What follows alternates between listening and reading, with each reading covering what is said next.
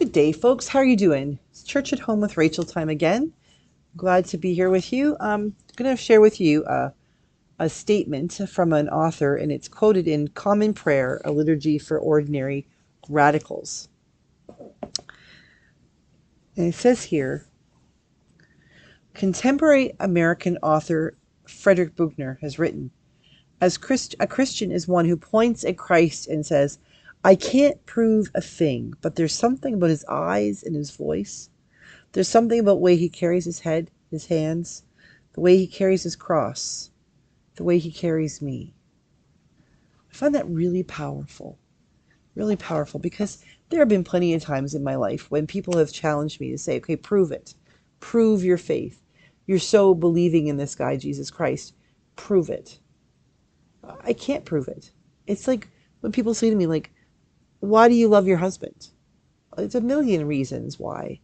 I can't name them all. There's something about the whole relationship that says, I trust him completely.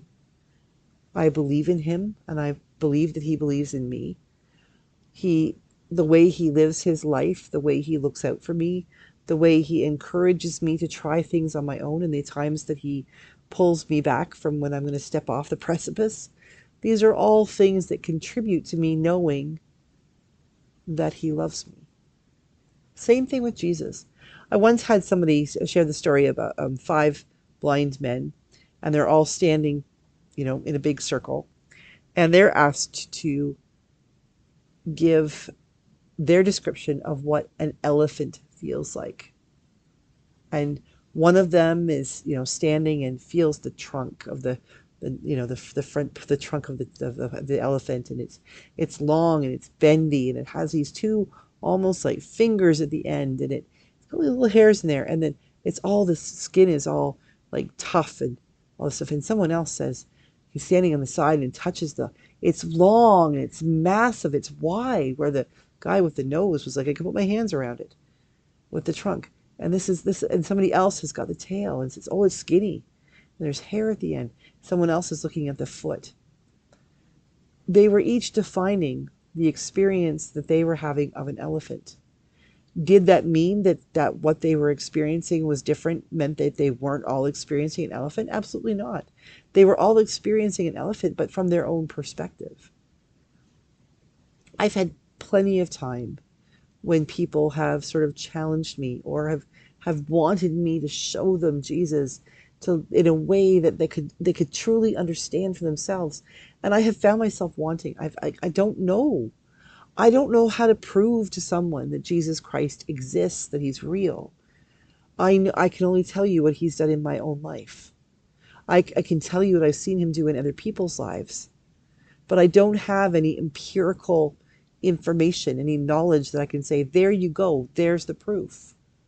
We can talk about the Bible, and we can talk about extra biblical resources, like extra biblical meaning resources or books or papyri or things like that were written and presented at the same time as the Bible, that are separate from that sort of say with Jesus, Jesus was a real guy in the Bible, but these other documents outside of the Bible that, you shouldn't use your own text as the proof.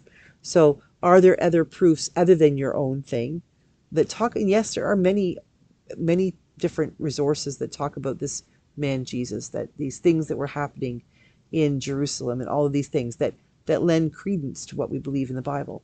Is it hardcore? Is it solid? Can you knock on it like wood and say, oh, that's wood? No, but that's not the way it works. It's like relationships.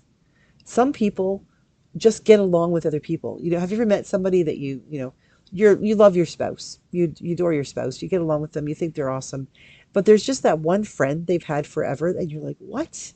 How can you be friends with them and then be married to me? Like, how can a part of you connect with a person who's so different, who's like that, and then there's me, like, I don't know. That's what it's kind of like. We can't just say this is who Jesus is to you because this is who Jesus is to me. It doesn't work that way. We know Jesus by the way he responds to us. We know Jesus by the way we see him in the world. Some people still haven't seen Jesus. And I would argue that that's not because they haven't seen him, it's because they haven't recognized him. And I wouldn't lay that one on God's or Jesus' feet, that that hasn't happened yet. I lay that on the feet of those of us who know Jesus. That the way that we portray him, the way we talk about him, the way that we introduce him to others or introduce others to him, that we're not necessarily doing it very well, or we're not doing it in a way that they could understand. I feel bad. As I get older and more mature and sort of develop in my own faith and my own understanding of who Jesus is to me, I am better able to talk about him to people. God help the people that I was the priest for 26 years ago. Like, I'll help you. Poor people. But we grow and we change and we become better able to do that. But the fact is that there are people out there these days that the way they talk about Jesus, the way they talk about Christ, I would argue that it's not really Jesus they're following. We've had some conversations in my office with my archdeacon, my executive archdeacon Cheryl and I, and we sort of come to the conclusion that we really don't like always talking about Christ. Although which is ironic because for most of my upbringing and the bulk of my ordained years, I would refer to Jesus as Christ or Jesus Christ before I would just call him Jesus because that just felt too like, ugh, I couldn't do it. But lately, the factor is coming from Christian nationalism and the fact that there are so many people out there who have recreated Christ in their own image, or they have recreated Christ in the image of their orange-faced leader. That people have stopped worshiping the one true Jesus Christ, and they have created someone, a golden calf, because they couldn't wait. You'd have to look that up. It's from Moses and Aaron in Genesis, I believe. Talking about Moses went up the mountain to speak to God, and the people got antsy. They didn't think he was going to come back down, so they commanded Aaron, Moses' brother, or brother-in-law, anyway, family member, who was his partner, that they helped each other. He was the one who spoke for Moses because Moses, we think he stuttered. He didn't feel comfortable speaking in public, so Aaron did. But they turned to Aaron and said, see, he's deserted us. We need someone here we need something that we can worship. And so they convinced him to create a golden calf. And then Moses came back down with the tablets, with the Ten Commandments. And we have a little hiccup there because the people weren't faithful. And I'm very concerned that there are so many people in this world who need to know the love of Jesus Christ. And lately, because of what other people are doing with the name Jesus Christ, running around talking about the Jesus Christ that they love, who looks nothing like the Jesus of Jerusalem that we know from the Bible, that we have lost touch with that.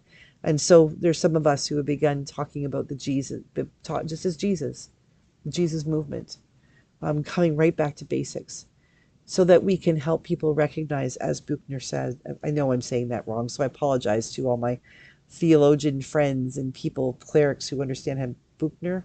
Anyway, contemporary American author Frederick Buechner has written, a Christian is one who points at Christ and says, I can't prove a thing, but there's something about his eyes and his voice.